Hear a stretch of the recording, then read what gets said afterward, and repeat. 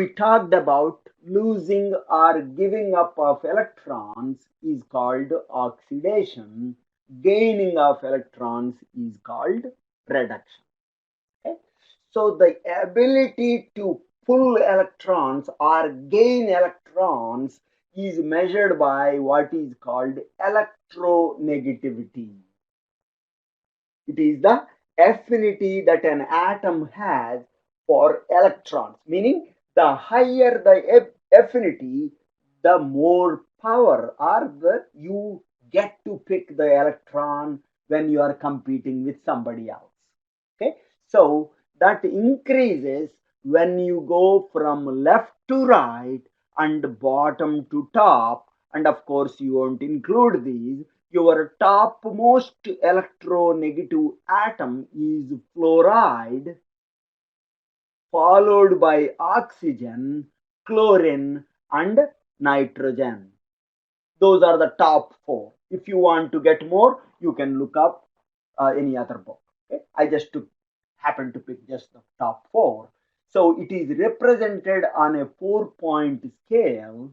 The higher the number, that means it gets to pick the electron when it is competing with other atoms. So if fluorine and oxygen are competing for electrons, fluorine gets the electron. Similarly, between oxygen and chlorine, oxygen gets the electrons, etc.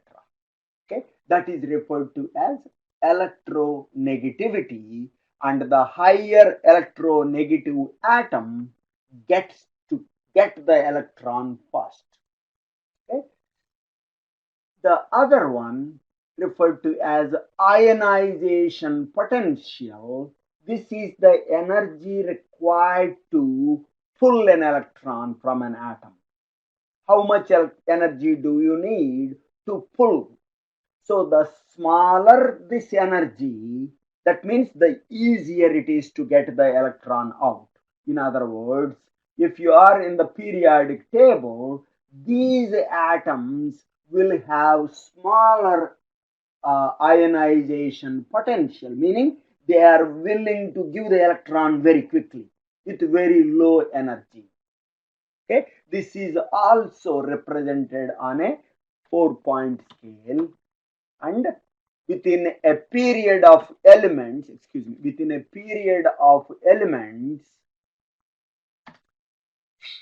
the noble gas has the highest potential, meaning it requires a lot more energy to pull an electron from a noble gas compared to the other atoms.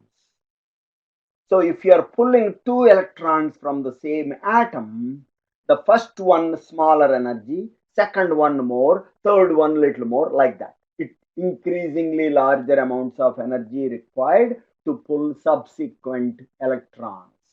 And by the way, when you hear the word ionization, it simply means making something into an ion is called ionization. Like later we say water ionization. That means water becoming hydrogen ion and hydroxyl ion. Okay, so that's what it means. Okay, I see a question here. Is hydrogen plus 1 minus 1? No, hydrogen can only give one electron.